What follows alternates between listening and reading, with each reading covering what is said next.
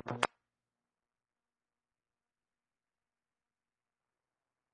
أن لا إله إلا الله وحده لا شريك له وأشهد أن محمدا عبده ورسوله أما بعد فأعوذ بالله من الشيطان الرجيم بسم الله الرحمن الرحيم الحمد لله رب العالمين الرحمن الرحيم مالك يوم الدين إياك نعبد وإياك نستعين اهدنا الصراط المستقيم صراط الذين أنعمت عليهم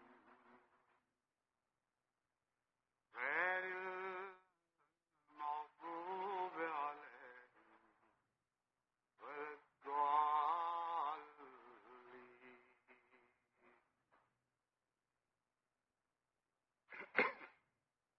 آج جو جمعے کا دن ہے میں خطبہ ڈیٹرائٹ سے دے رہا ہوں، جہاں اس وقت خدا تعالیٰ کے فضل کے ساتھ کثیر تعداد میں امریکہ کی جماعتیں اپنے سالانہ کنونشن میں یعنی جلسہ سالانہ میں شرکت کے لیے تشریف لائی ہوئی ہیں۔ گزشتہ کچھ ہفتے سے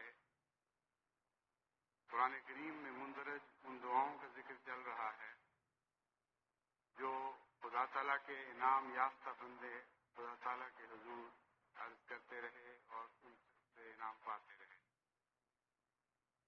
لیکن اس ذکر کو دوبارہ چھیڑنے سے پہلے میں مختصراً آپ کو یہ بتانا چاہتا ہوں کہ جمعے کے دن کا جماعت احمدیہ کے ساتھ بھی ایک بہت گہرا اور دائمی رشتہ ہے۔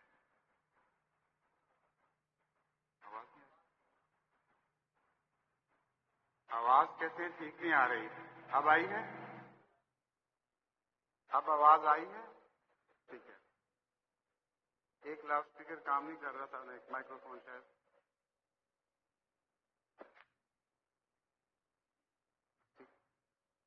میں یہ بتا رہا تھا کہ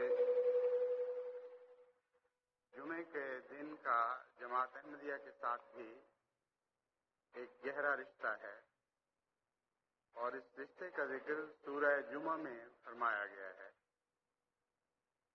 جمعے کا دن جمع ہونے کا دن ہے، اور اسی پہلو سے عربی میں اس دن کو جمعہ قرار دیا گیا، لیکن قرآن کریم میں سورہ جمعہ میں یہ مضمون بیان فرمایا گیا ہے کہ ایک ایسا وقت بھی آئے گا کہ جب آئندہ آنے والے لوگ پہلے آنے والے لوگوں کے ساتھ جمع کر دیے جائیں گے۔ وآخرین منہم لما یلحقوا بہم وہو العزیز الحکیم۔ بعد میں آنے والے ایک ایسے بھی ہیں جو حضرت اقدس محمد رسول اللہ صلی اللہ علیہ وآلہ وسلم پر ایمان لانے والوں اور آپ کی غلامی کرنے والوں میں بعد میں آنے کے باوجود اس طرح شامل کر دیے جائیں گے کہ گویا وہ انہی میں سے ہیں۔ بس اس پہلو سے جماعت احمدیہ کا جمعہ کے دن سے ایک گہرا اور دائمی رشتہ ہے۔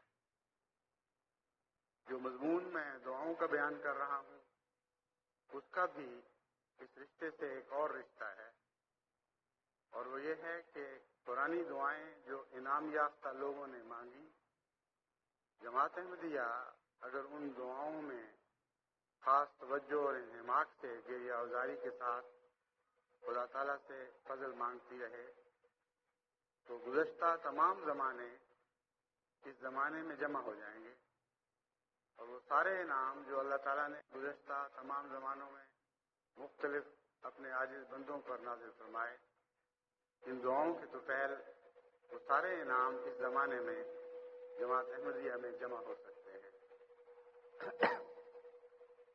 مجھے افسوس ہے کہ ابھی لاؤڈ اسپیکر کا انتظام درست نہیں ہے۔ میں امید رکھتا ہوں کہ میری بات آپ سب کو سمجھ آ جائے گی۔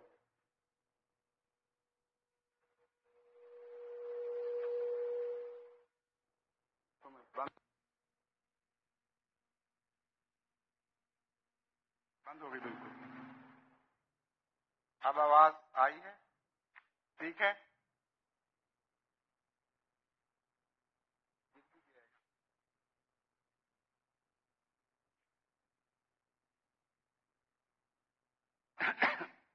دعاؤں کے ذکر میں آج حضرت نوح علیہ السلام کی دعا سے میں آج کے مضمون کا آغاز کرتا ہوں۔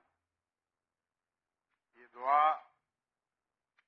قرآن کریم میں سورہ القمر میں محفوظ فرمائی گئی۔ دعا تو اتنی ہے، فدعا ربہ انی مغلوب فانتصر۔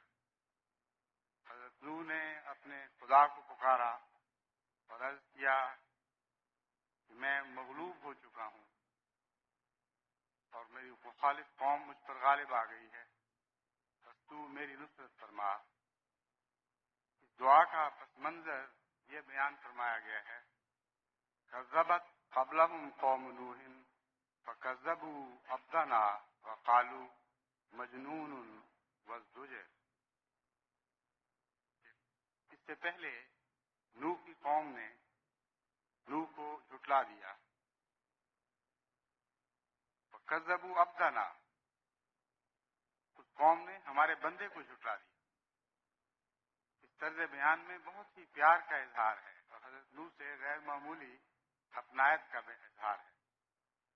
یہ نہیں فرمایا کہ نوح کو جھٹلا دیا، بلکہ فرمایا کذبوا عبدنا، انہوں نے ہمارے بندے کو جھٹلایا اور کہا وقالوا مجنون وازدجر، یہ تو پاگل ہے، اسے جنون کے دورے پڑتے ہیں۔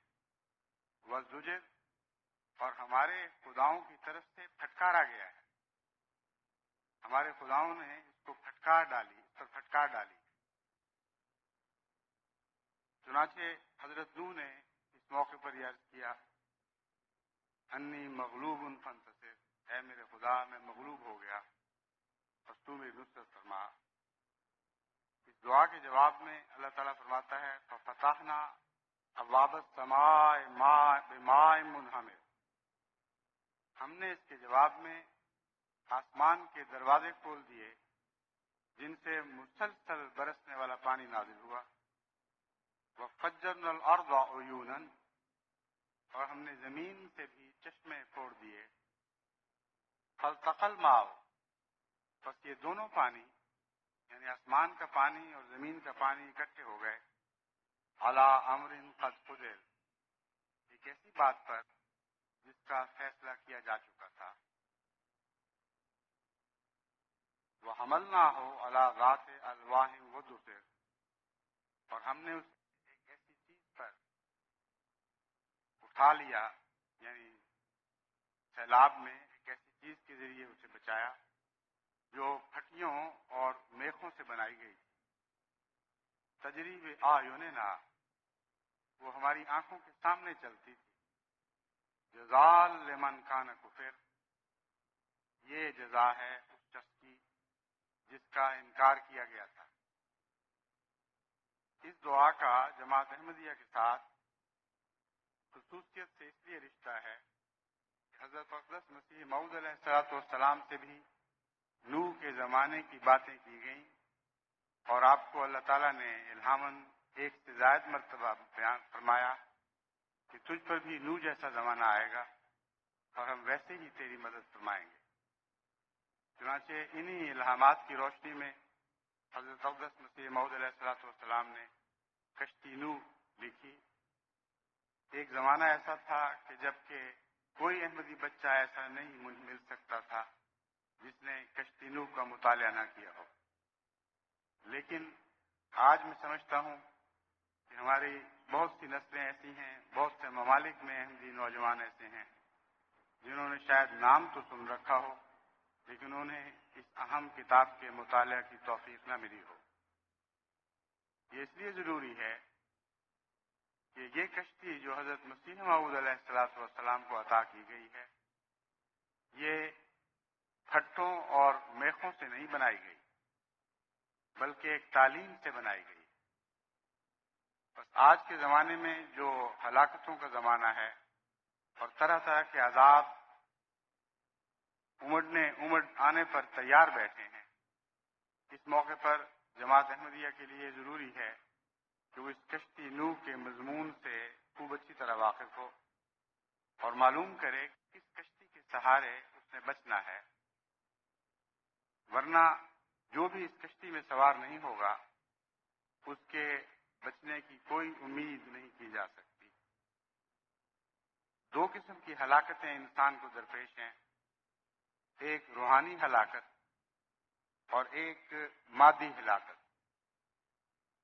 اور جیسا کہ ظاہر ہو رہا ہے اس زمانے میں یہ مضمون لفظاً ظاہری طور پر نہیں دہرایا جائے گا لیکن مانوی طور پر دہرایا جائے گا۔ بس آسمان سے بارش کا برسنا اور زمین کا پانی اگلنا، یہ دو معنی اس طرح آج کے زمانے پر اطلاق پاتے ہیں کہ روحانی ہلاکت ہے جو آسمان سے انسان کو کاٹ رہی ہے، اور دنیاوی ہلاکت ہے جو طرح طرح کے عذابوں کے ذریعے دنیا کی بدکاریوں کے نتیجے میں جو نازل ہو رہے ہیں، انسان کے جسمانی خاتمے کے لیے بھی سامان پیدا کیا جا رہا ہے۔ بس دونوں طرح کی ہلاکتیں دنیا کو درپیش ہیں۔ حضرت مسیح موعود علیہ السلام نے جو تعلیم کشتی نوح میں دی ہے، اگرچہ اس پر 100% عمل کرنا بہت مشکل کام ہے، اور شاذ ہی کوئی ایسا شخص ہو جو یہ کہہ سکے کہ میں نے اس ساری تعلیم کو اچھی طرح سمجھ لیا اور میں کامل یقین سے کہہ سکتا ہوں کہ میں اس پر عمل پیرا ہوں، لیکن اس تعلیم پر عمل کرنے کی کوشش کرنا ہی در حقیقت نجات کا موجب ہے۔ بعض احمدی مجھ سے پوچھتے ہیں کہ ہم جب کشتی نوح کا مطالعہ کرتے ہیں تو ہم اپنے آپ کو اس کشتی میں نہیں پاتے، ہم کیا کریں؟ ہمیں تو اس کتاب کے مطالعہ سے خوف آتا ہے، کیونکہ بعض ایسی باریک باتیں اس میں بیان فرمائی گئی ہیں کہ اگر تم ایسا کرو گے تب بھی میری جماعت میں سے نہیں، اگر تم ویسا کرو گے تب بھی میری جماعت میں سے نہیں۔ تو یہ کہتے ہیں کہ ہمیں امن کے پیغام کی بجائے ہمارے دل سے ایک خوف کی آواز اٹھتی ہے اور ہمیں ڈراتی ہے کہ تم ان لوگوں میں نہیں ہو جو اس کشتی میں سوار ہیں۔ یہ واقعہ ہے کہ ایسے خیالات صرف ایک دو کے دل میں پیدا نہیں ہوتے، بلکہ ہر وہ شخص جو ضمیر کی آواز پر کام دھرتا ہے اس کے دل میں ایسے ہی خیالات پیدا ہوں گے۔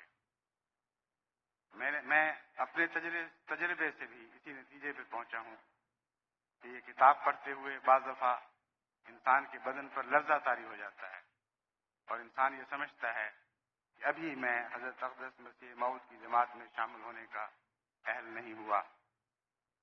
لیکن دوسری طرف ایک اور پہلو بھی ہے۔ امر واقعہ یہ ہے کہ اللہ تعالیٰ کی رضا پر چلنا خدا کی رضا کے بغیر ممکن نہیں ہے، اور دعا ہی سے سہارا ملتا ہے۔ اور جو شخص دعا کے ذریعے کشتی نوح میں داخل ہونے کی التجا کرتا رہے، اس کا ہر قدم اس امن کی کشتی کی طرف اٹھتا رہے گا، اور اس دوران جس قدم پر بھی اس کو موت آئے وہ امن کی حالت میں مرے گا۔ یہ وہ مضمون ہے جس کو حضرت اقدس محمد رسول اللہ صلی اللہ علیہ وآلہ وسلم نے ہمارے سامنے خوب اچھی طرح کھول کر بیان فرما دیا۔ ایک تمثیل میں آپ نے بیان فرمایا، ایک شخص جس نے بہت گناہ کیے تھے، اتنے گناہ کیے تھے کہ کوئی دنیا کا گناہ ایسا تصور میں نہیں آ سکتا تھا جو اس سے سرزد نہ ہوا ہو۔ وہ مختلف بزرگوں اور مختلف علماء کے دربار میں حاضر ہوتا رہا اور ان کے سامنے اپنی حالت زار بیان کر کے یہ کہتا رہا کہ اب میرا دل چاہتا ہے کہ میں توبہ کر لوں، کیا میرے لیے بھی کوئی توبہ کا دروازہ کھلا ہے؟ ہر عالم اور ہر ظاہری بزرگ نے اس کو یہی جواب دیا کہ تمہارے لیے توبہ کا کوئی دروازہ نہیں کھلا، تم نے اپنے اوپر توبہ کا ہر دروازہ بند کر لیا ہے، اس لیے تمہاری بخشش کا کوئی امکان باقی نہیں رہا۔ لیکن بالآخر اس کو کسی ایک بزرگ نے یہ مشورہ دیا کہ تم اگر فلاں شہر کی طرف چلے جاؤ، وہ نیکوکاروں نیک لوگوں کا شہر ہے، صالحین کا شہر ہے، اس شہر میں جا بسو اور بد شہروں کو چھوڑ دو تو ممکن ہے تمہاری نجات کا کوئی سامان ہو۔ اس نیت کے ساتھ وہ اس شہر کی طرف چل پڑا، لیکن راستے میں بیماری نے آ لیا اور ایسی حالت ہو گئی کہ اس کے لیے چلنا ناممکن ہو گیا۔ چنانچہ اس حالت میں وہ لیٹے ہوئے کوہنیوں کے بل گھسٹتا ہوا اس شہر کی طرف آگے بڑھنے لگا، اور ایسی حالت میں اس کو موت آ گئی۔ ایسے وقت میں خدا تعالیٰ نے کہ فرشتے خدا کے حضور حاضر ہوئے اور اس شخص کا ذکر کرتے ہوئے پوچھا کہ ہم اسے کن لوگوں میں شمار کریں؟ اللہ تعالیٰ نے جواب دیا کہ بندہ توبہ کی نیت کر چکا تھا، اور توبہ کا ایسا کہاں تھا کہ جب اس کے بدن نے جواب دے دیا اور کوئی طاقت باقی نہ رہی، تب بھی آخر دم تک گھسٹتے ہوئے نیکوں کے شہر کی طرف حرکت کرتا رہا۔ بس اس کے ساتھ یہ معاملہ کرو کہ فاصلہ ناپو، اگر نیکوں کے شہر کی طرف کا فاصلہ کم نکلے تو اسے بخشے ہوئے لوگوں میں شمار کرو، اور اگر بد لوگوں کے شہروں کا فاصلہ کم نکلے تو یہ سمجھو کہ اس کی بخشش کا سامان نہیں ہوا۔ تمثیل میں یہ بیان فرمایا گیا ہے کہ فرشتے جب فاصلے ناپنے لگے تو اللہ تعالیٰ بد شہروں کی طرف کا فاصلہ لمبا کرتا چلا گیا اور نیک شہر کی طرف کی زمین کو سکیڑتا رہا، یہاں تک کہ آخری نتیجہ یہ نکلا کہ فرشتوں نے دیکھا کہ وہ شہر اس کے نزدیک تر ہے جس شہر میں یہ توبہ کی نیت سے جا رہا تھا۔ بس ہمارے خدا کا اپنے بندوں سے ایسا معاملہ ہے، وہ غفور الرحیم ہے، اس سے مایوسی کفر اور گناہ ہے۔ بس کوشش یہ ہونی چاہیے کہ ہمارا قدم ہجرت میں نیکوں کی طرف ہو۔ دراصل اس تمثیل کا تعلق حضرت اقدس محمد رسول اللہ صلی اللہ علیہ وآلہ وسلم کی اس مشہور حدیث سے ہے کہ انما الاعمال بالنیات، ہر شخص کا عمل اس کی نیتوں کے مطابق طے پائے گا۔ اگر اس کی ہجرت خدا کی طرف ہوگی تو ایسا شخص خدا سے اجر پانے والا ہوگا، اگر اس کی ہجرت کسی عورت کی طرف یا مال کی طرف یا کسی دنیاوی غرض کے طرف ہوگی، کہنے میں وہ کچھ کہتا رہے، اس کو وہی اجر میں ملے گا جو اس کی نیت ہے۔ بس نیتوں کا بہت گہرا تعلق سچی توبہ اور آخری نجات سے ہے۔ اس پہلو سے جب آپ یہ دعائیں کریں جو حضرت نوح کی دعائیں تھیں، تو نوح کی کشتی میں بیٹھنے کا تصور بھی تو ساتھ پیدا ہونا چاہیے، ورنہ یہ دعائیں غیر مقبول ہوں گی اور بے معنی ہو جائیں گی۔ آپ دعا تو کریں گے کہ اے خدا، نوح نے جس طرح تجھے پکارا تھا ہم تجھے پکارتے ہیں، ہم بھی مغلوب ہو گئے ہیں، ہم بھی بے بس ہو چکے ہیں، ہماری قوم بھی اپنے ظلموں سے ہم پر غلبہ پا چکی ہے، ہماری نصرت فرما، اور اس کے باوجود ہمارا قدم اس دور کے نوح کی بستی کی طرف اٹھنے والا نہ ہو، یعنی نیک لوگوں کی طرف ہجرت کا قدم نہ ہو، بلکہ بد شہروں کی طرف ہجرت کا قدم ہو، تو یہ دعائیں بالکل بیکار جائیں گی، ان کے اندر کوئی اثر اور کوئی قوت نہیں ہوگی۔ بس دعاؤں کے مضمون کو سمجھنے کے لیے ضروری ہے کہ ان جیسا بننے کی کوشش کریں جن کی وہ دعائیں ہیں۔ حضرت نوح علیہ السلام نے بڑی گریہ وزاری کے ساتھ پیغام پہنچانے میں حد کر دی تھی. کوئی ایک معمولی سا پہلو بھی باقی نہ چھوڑا جس کے ذریعے آپ قوم تک نجات کا پیغام پہنچا سکتے تھے اور آپ نے نہ پہنچایا ہو. اس کا ذکر بعد میں ایک دعا میں آئے گا. سر دست میں آپ کو اتنا ہی کہنا چاہتا ہوں کہ کشتی نوح کا مطالعہ کیا کریں، اور آج کا نوح وہی نوح ہے جو حضرت محمد مصطفیٰ صلی اللہ علیہ وآلہ وسلم کی غلامی میں اس زمانے کو عطا ہوا ہے. آج کی نوح کی کشتی وہ کشتی ہے جس کا ذکر حضرت مسیح موعود علیہ الصلوۃ والسلام کی تعلیمات میں ملتا ہے. بس اس کشتی میں بیٹھنے کی کوشش کرتے رہیں اور اللہ تعالیٰ سے اپنی غفلتوں کی بخشش مانگتے رہیں. میں یقین رکھتا ہوں کہ اگر ہمارا قدم اس طرف بڑھتا رہا تو خواہ ہم اس تک پہنچ سکیں یا نہ پہنچ سکیں، خدا کی مغفرت ہمیں اپنی جھولی میں اٹھا لے گی اور خود اس کشتی تک پہنچا دے گی.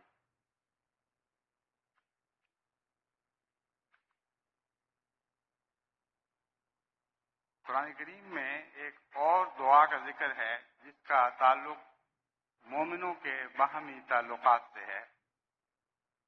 انصار کی تاریخ بیان فرمائی گئی کہ وہ کیسے اچھے لوگ تھے، کس طرح انہوں نے اپنے گھر مہاجرین کے لیے کھول دیے، اور اس کے بعد مومنوں کی ایک دعا یہ سکھائی گئی، والذین جاؤوا من بعدہم یقولون ربنا اغفر لنا ولاخواننا الذین سبقونا بالایمان، کہ وہ لوگ جو مہاجرین اور انصار کے بعد آئے وہ ان کے ذکر خیر سے متاثر ہونے کے بعد یہ دعا کیا کرتے تھے، والذین جاؤوا من بعدہم یقولون ربنا اغفر لنا ولاخواننا، اے ہمارے رب ہمیں بھی بخش دے اور ہمارے ان بھائیوں کو بھی بخش دے، الذین سبقونا بالایمان، وہ لوگ جو ایمان میں ہم لے گئے، ولا تجعل فی قلوبنا غلا للذین آمنوا، اور ہمارے دل میں کسی مومن کے لیے کجی اور نفرت نہ پیدا ہونے دے، ربنا انک رؤوف الرحیم، اے ہمارے رب تو تو بہت ہی مہربان اور بہت ہی رحم سے پیش آنے والا ہے. اس دعا کا پس منظر یہ ہے کہ انصار اور مہاجرین جو خدا کی نظر میں بہت بڑے بڑے مرتبے پا گئے، آخری دور میں کچھ ایسے اختلافات میں ملوث ہوئے کہ جن کے نتیجے میں مورخ کے لیے یہ سمجھنا بہت مشکل ہو گیا کہ کس نے کیا غلطی کی تھی اور کون کس حد تک حق پر تھا. ان ابس بحثوں میں مبتلا ہو کر مسلمان دو حصوں میں بٹ گئے، ایک وہ جو شیعان علی کہلاتے ہیں اور ایک وہ جو اہل سنت. اور 1400 سال ہونے کو آئے، آج تک یہ ان بحثوں سے باز نہیں آ رہے کہ کون کس سے بہتر تھا، کس نے کیا گناہ کیا، کس سے کیا غفلت سرزد ہوئی.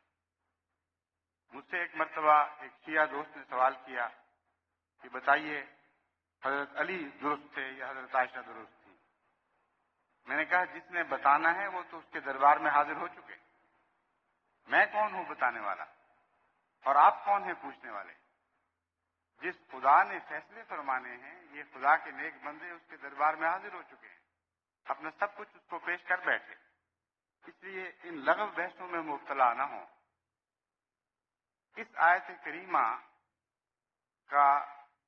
کے متعلق بیان کیا جاتا ہے، ایک دفعہ حضرت امام باقر کے سامنے، جو ایک بہت بزرگ شیعہ امام تھے، اولین ائمہ میں سے تھے، کسی شیعہ نے حضرت صلی اللہ علیہ وآلہ وسلم کے بعض خلفاء اور صحابہ کے متعلق زبان دراز کی.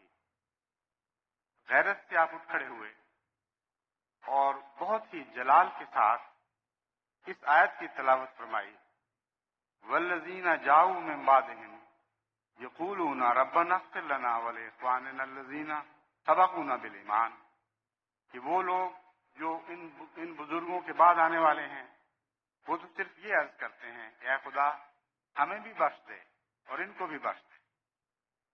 اگر ان سے کچھ غلطیاں سرزد ہوئی ہیں تو ہماری التجا یہ ہے کہ ان کو معاف فرما دے، اور ہم تو ہیں ہی گناہگار بندے، ہمیں بھی ضرور معاف فرما۔ یہ وہ بھائی ہیں جو ایمان میں ہم پر سبقت لے گئے، اور ان کے پہلے ایمان لانے کے نتیجے میں ہم نے یہ فیض پایا ہے، اس لیے ہمیں زیب نہیں دیتا کہ ان کے متعلق کسی قسم کا اور کوئی کلمہ کہیں سوائے اس کے کہ تجھ سے ان کے لیے بخشش کے طالب ہوں۔ وَلَا تَجْعَلْ فِي قُلُوبِنَا غِلًّا لِّلَّذِينَ آمَنُوا، اور ہمارے دل ایسے بنا دے کہ ان میں کسی ایمان لانے والے کے لیے بھی کسی قسم کی کوئی کجی نہ رہے، کوئی بےہودہ خیالات پیدا نہ ہوں۔ ربنا انک رؤوف الرحیم، اے خدا تو تو بہت ہی مہربان ہے، ہمیں بھی مہربان بنا دے۔ تو تو بار بار رحم کرنے والا ہے، ہمیں بھی بار بار رحم کرنے والا بنا دے۔ بس مسلمان سوسائٹی کے لیے یہ دعا بہت ہی قیمتی دعا ہے۔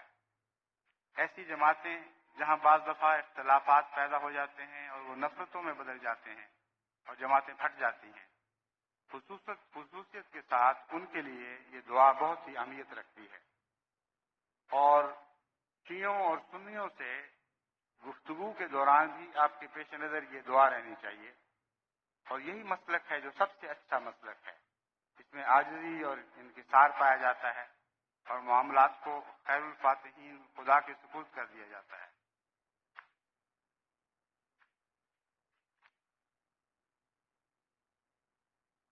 یہ دعا سورہ الحشر آیات 9 تا 11 میں ہے۔ دراصل یہ دعا ایک ہی آیت 11 میں ہے، اس سے پہلے کی آیت بھی چونکہ درج تھی اس لیے 9 تا 11 بیان کر دیا گیا۔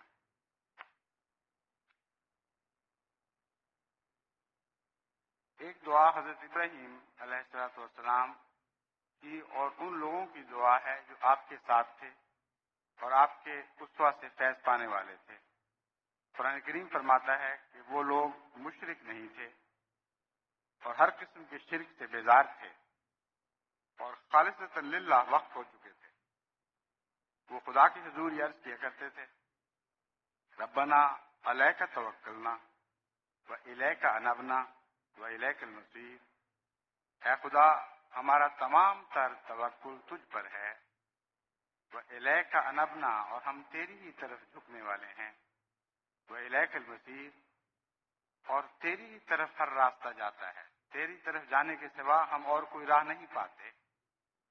الیک المصیر ایک بہت ہی خوبصورت بیان ہے جس کا مطلب یہ ہے کہ اور کسی طرف جا نہیں سکتے، لازماً بالآخر وہاں پہنچنا ہے۔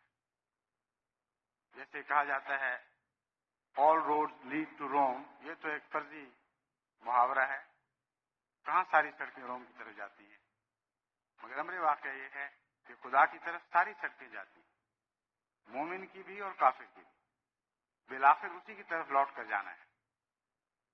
تو یہ عرض کرتے ہیں توکلنا و الیک انبنا و الیک المصیر، اس دعا میں ایک بہت ہی گہرا پیغام ہے، وہ یہ ہے کہ خدا کی طرف تو تم نے بہرحال لوٹ کر آنا ہے، چاہے کافر بنو چاہے مومن بنو، نیک ہو یا بد ہو، وہاں جائے بغیر آخر چارہ نہیں ہے۔ لیکن وہ لوگ جو از خود پہلے خدا کی طرف حرکت کرتے ہیں وہی ہیں جو مقبول ہوتے ہیں، وہی ہیں جو اس کو پا لیتے ہیں۔ تو حضرت ابراہیم علیہ السلام اور آپ کے غلاموں نے یہ دعا کی کہ اے خدا ہمارا تجھ پر توکل ہے اور ہم تیری ہی طرف آ رہے ہیں خود ہی، اور جانتے ہیں کہ بالآخر تیری ہی طرف جانا ہے۔ اس لیے جو لوگ توئی طور پر خدا کی طرف سفر اختیار کرتے ہیں، اللہ تعالیٰ انہیں اپنی راہوں پر چلنے کی توفیق عطا فرماتا ہے اور طاقت بخشتا ہے کہ وہ بالآخر اس کو پا لیں۔ پھر یہ دعا ہے ربنا لا تجعلنا فتنة للذین کفروا واغفر لنا ربنا انک انت العزیز الحکیم، اے ہمارے رب ہمیں ان لوگوں کے لیے فتنہ نہ بنا جنہوں نے انکار کر دیا۔ فتنہ سے مراد دو باتیں مراد ہیں فتنہ سے۔ ایک یہ کہ ہم کسی کے لیے ٹھوکر کا مجرم نہ بنیں، ہم مان لے آئے، ہم تجھ پر توکل کرتے ہیں، تیری طرف آتے ہیں، لیکن راہ میں ایسی ٹھوکریں نہ کھائیں کہ کوئی اور دیکھنے والا بھی ٹھوکر کھا جائے اور ہماری وجہ سے کسی ابتلاء میں پڑھ کر وہ راہ راست کو کھو دے. یہ ایک بہت ہی اہم دعا ہے. ہر انسان کو اپنے اعمال کی اس طرح نگرانی بھی کرنی چاہیے اور دعا بھی کرنی چاہیے کہ میری وجہ سے کوئی انسان ٹھوکر میں مبتلا نہ ہو. حضرت عیسیٰ علیہ السلام نے ایک مرتبہ اس مضمون کو یوں بیان فرمایا کہ ایک ایسا شخص جو کسی کے لیے ٹھوکر کا موجب بنتا ہے، بہتر تھا کہ اس کی ماں نے اسے جنم نہ دیا ہوتا، کیونکہ وہ شخص بھی پکڑا جاتا ہے.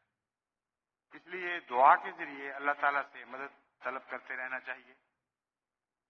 امریکہ کے سفر کے دوران بارہا مجھ سے بعض دوستوں نے یہ ذکر کیا کہ پاکستان سے آنے والے اس طرح کرتے ہیں اور اس طرح کرتے ہیں اور ہمارے لیے وہ ٹھوکر کا موجب بن جاتے ہیں. ان کو میں تمہیں یہ سمجھاتا ہوں کہ اسلام کسی ایک ملک کا اسلام نہیں ہے، اسلام تمام دنیا کا اسلام ہے. آپ نے حضرت مرزا غلام احمد قادیانی کو اس لیے نہیں مانا کہ آپ کا تعلق ہندوستان سے تھا، آپ نے اس لیے ان کو مانا ہے کہ آپ کا تعلق حضرت محمد مصطفیٰ صلی اللہ علیہ وآلہ وسلم سے تھا. ایک ایسے رسول سے تعلق تھا جس کے متعلق قرآن کریم نے بیان فرمایا کہ لا شرقیۃ ولا غربیہ، ایسا نور ہے جو نہ مشرق کا ہے نہ مغرب کا ہے، دونوں میں سانجا ہے. اور پھر فرمایا کہ وہ رحمت للعالمین ہے، وہ تمام جہانوں کے لیے رحمت ہے. تو میں ان کو سمجھانے کی کوشش کرتا رہا کہ آپ تو حضرت محمد مصطفیٰ صلی اللہ علیہ وآلہ وسلم کو پانے کے دعوے دار ہیں، پھر یہ جغرافیائی تفریقیں کیسی، پھر یہ خیال کیسا کہ فلاں شخص کو ہم سے بہتر ہونا چاہیے تھا. کیوں کسی کو ہم سے کسی سے بہتر ہونا چاہیے؟ وہی بہتر ہے جو خدا کے نزدیک بہتر ہے. ان اکرمکم عند اللہ اتقاکم، رنگ و نسل کی تمیز ہمیشہ کے لیے مٹا دی گئی ہے. تم میں سے وہی معزز ہے جو خدا کے نزدیک معزز ہے. اس لیے میں ان کو یہی کہتا رہا کہ آپ ان لوگوں پر رحم کریں جو پاکستان سے آتے ہیں اور آپ سمجھتے ہیں کہ وہ احمدیت کے سفیر بن کر آئے ہیں، لیکن وہ احمدیت کی بجائے بعض اور بدیوں کے سفیر بن جاتے ہیں. آپ محمد مصطفیٰ صلی اللہ علیہ وآلہ وسلم کے سفیر بن کر ان کو بچانے کی کوشش کریں، نہ کہ ان کی وجہ سے خود ٹھوکر کھا جائیں. بس جہاں تک ان لوگوں کا تعلق ہے جو ٹھوکر کھاتے ہیں، ان کا یہ عذر قبول نہیں ہوگا. اور قرآن کریم یہ بات کھول کر بیان فرما چکا ہے کہ جب قیامت کے دن بعض لوگ جو جہنم کی طرف لے جائے جائیں گے وہ یہ عذر پیش کریں گے، اے خدا ان بڑوں لوگوں نے ہمیں گمراہ کیا، ان کی وجہ سے ہم نے ٹھوکر کھائی. اس کے جواب میں اللہ تعالیٰ فرمائے گا تم دونوں کے لیے جہنم ہے، ٹھوکر میں مبتلا کرنے والوں کے لیے بھی اور ان کے لیے بھی جنہوں نے بعض لوگوں کے بد نمونے سے اثر قبول کر کے خود اپنی گمراہی کے سامان کیے. بس قرآن کریم کی تعلیم دو طرفہ ہے اور مکمل ہے اور متوازن ہے، لیکن یہ بیان کرنے کے باوجود ان احمدیوں کی ذمہ داری کو میں کم نہیں سمجھتا جنہوں نے لمبے عرصے تک پاکستان یا ہندوستان میں تربیت پائی. بہت سے ان میں سے ایسے ہیں جو صحابہ کی اولاد ہیں، بہت سے ان میں سے ایسے ہیں جنہوں نے صحابہ کو خود دیکھا ہوا ہے، اور بعض ایسے ہیں جنہوں نے صحابہ کو دیکھے ہوئے لوگوں سے تربیت پائی.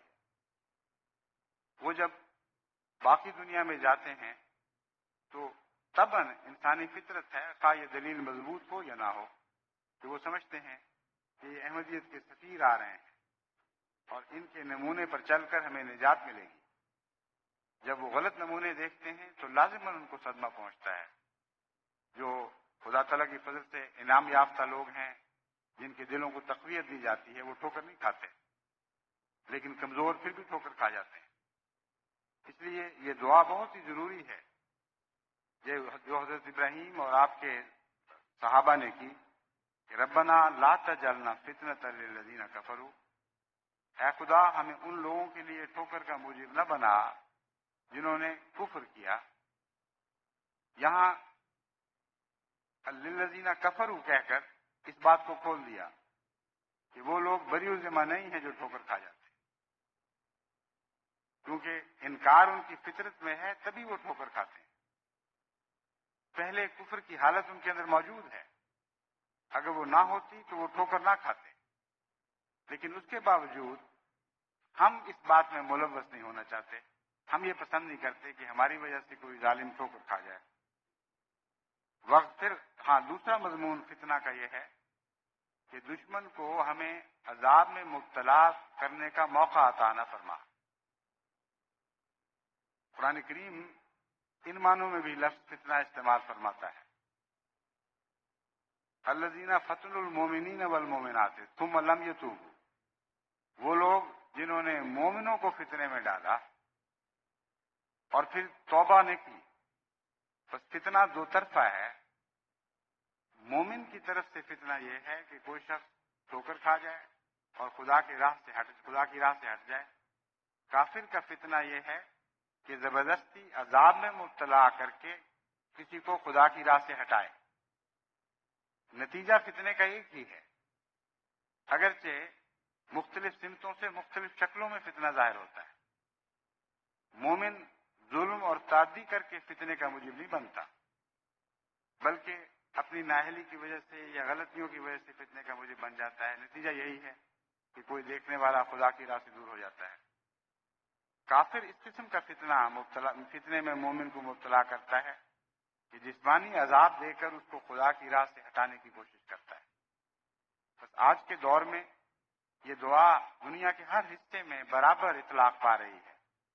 کچھ ایسی جگہیں ہیں جہاں غیروں کو احمدیوں کی طرف سے فتنہ درپیش ہے، ان کی بدعمالیوں یا کمزوریوں کی وجہ سے غیر فتنے میں مبتلا ہو سکتے ہیں۔ بعض ایسے ملک ہیں جہاں احمدیوں کو غیروں کی طرف سے اذیت اور عذاب کا فتنہ درپیش ہے۔ بس دونوں لحاظ سے یہ دعا ایک عالمگیر دعا ہے اور ہر جگہ اپنے اپنے مضمون کے مطابق اثر دکھائے گی۔ بس میں چاہتا ہوں کہ احمدی خصوصیت کے ساتھ اس دعا کے ذریعے اللہ تعالیٰ سے مدد مانگتے رہیں۔ پھر یہ عرض کی گئی وغفر لنا ربنا، اے خدا ہمیں بخش دے، انک انت العزیز الحکیم، یقیناً تو بہت ہی عزت والی طاقت رکھتا ہے۔ لفظ عزیز سمجھنے کے لائق لفظ ہے، اس میں طاقت بھی ہے اور عزت بھی ہے۔ جبر نہیں ہے بلکہ ایسی طاقت ہے جس کے نتیجے میں طاقتور معزز ہوتا ہے اور طاقت کا بے محل استعمال نہیں کرتا اور لازماً غالب آتا ہے۔ بس عزیز کا ترجمہ محض غالب یا طاقت والا کرنا درست نہیں، بلکہ یہ معنی ہے کہ اے وہ طاقتور ہستی جس کی طاقت میں عزت و اکرام شامل ہے، اور الحکیم تو حکمتوں والا خدا ہے، ہمیں بھی عزت والی طاقت عطا فرما اور ہمیں بھی حکمتیں عطا فرما۔ ایک دعا ہے جس کا ذکر توبۃ النصوح کرنے والوں کے ذکر کے بعد آتا ہے۔ یہ فرمایا گیا کہ وہ لوگ جو خدا کے حضور سچی توبہ کرتے ہیں ان کو اللہ تعالیٰ ایک نور عطا فرماتا ہے، اور وہ نور ان کے آگے بھی بھاگتا ہے، ان کے پیچھے بھی ہوتا ہے، ان کو ہر طرف سے گھیر لیتا ہے۔ فرمایا یا ایھا الذین آمنوا توبوا الی اللہ توبۃ نصوحا، اے وہ لوگوں جو ایمان لائے ہو، محض ایمان لانا کافی نہیں بلکہ اللہ کے حضور توبۃ نصوحا کرو۔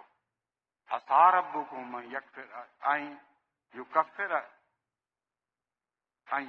عنکم سیئاتکم ویدخلکم جنات تجری من تحتها الانہار۔ وہ لفظ ٹھیک لکھا نہیں ہوا تھا، میں دوبارہ پڑھ رہا ہوں۔ یا ایھا الذین آمنوا توبوا الی اللہ توبۃ نصوحا عسیٰ ربکم ان یکفر عنکم سیئاتکم ویدخلکم جنات تجری من تحتها الانہار یوم لا یخزی اللہ النبی والذین آمنوا معہ نورہم یسعی بین ایدیہم وبایمانہم یقولون ربنا اتمم لنا نورنا واغفر لنا انک علی کل شیء قدیر۔ اے وہ لوگوں جو ایمان لائے ہو، سچی توبہ کرو اور کامل توبہ کرو۔ ممکن ہے کہ خدا اس کے نتیجے میں تمہاری بدیاں تم سے دور فرما دے. وَيُدْخِلْكُمْ جَنَّاتٍ تَجْرِي مِن تَحْتِهَا الْأَنْهَارُ، اور تمہیں ایسے باغات میں داخل فرمائے جن میں دائمی نہریں بہتی ہیں. یوم لا یخزی اللہ النبی، یاد رکھو ایک ایسا دن آنے والا ہے جب کہ خدا کا نبی ذلیل نہیں کیا جائے گا، جس کا مطلب یہ ہے کہ اسے ہر عزت بخشی جائے گی. کیونکہ دنیا اس نبی کو ذلیل کرنے کی کوشش کرتی ہے. جب یہ کہا جاتا ہے کہ وہ ذلیل نہیں کیا جائے گا تو مطلب ہے کہ دنیا کی ہر کوشش کو ناکام اور نامراد بنا دیا جائے گا، اور ہر عزت اس مقدس نبی کے لیے کے حصے میں آئے گی. فرمایا لا یخزی اللہ النبی والذین آمنوا معہ، اور یہی سلوک ان لوگوں سے بھی کیا جائے گا جو اس کے ساتھ ایمان لانے والے ہیں. نورہم یسعی بین ایدیہم، ان کا نور ان کے سامنے آگے آگے دوڑے گا. وبایمانہم، اور ان کے داہنے ہاتھ بھی. یقولون ربنا اتمم لنا نورنا واغفر لنا، وہ یہ عرض کریں گے کہ اے ہمارے رب، ہمارا نور ہمارے لیے کامل فرما دے اور ہمیں بخش دے. انک علی کل شیء قدیر، یقیناً تو ہر چیز پر قادر ہے.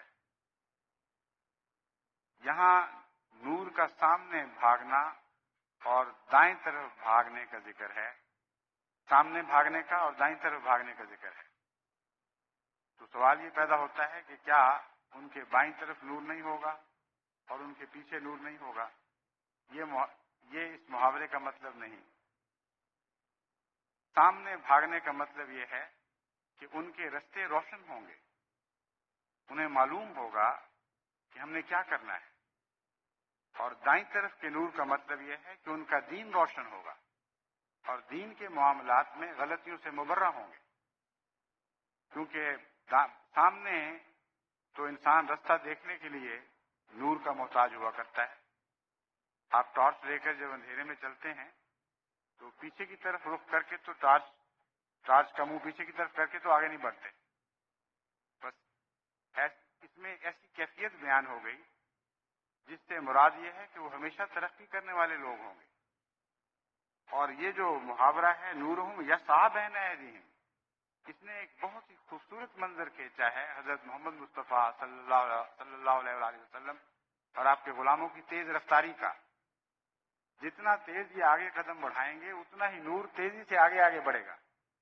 جس طرح بعض دفعہ ایک پائلٹ اس لیے زیادہ تیز آگے بڑھتا ہے کہ پیچھے آنے والا تیز رفتار ہے، ویسا ہی نقشہ نور کا کھینچا گیا ہے کہ وہ ایسی تیزی کے ساتھ خدا کی جانب قدم بڑھانے والے ہیں کہ نور کو جلدی ہوگی کہ میں کہیں پیچھے نہ رہ جاؤں، اور وہ ان کے رستے روشن کرتا چلا جائے گا.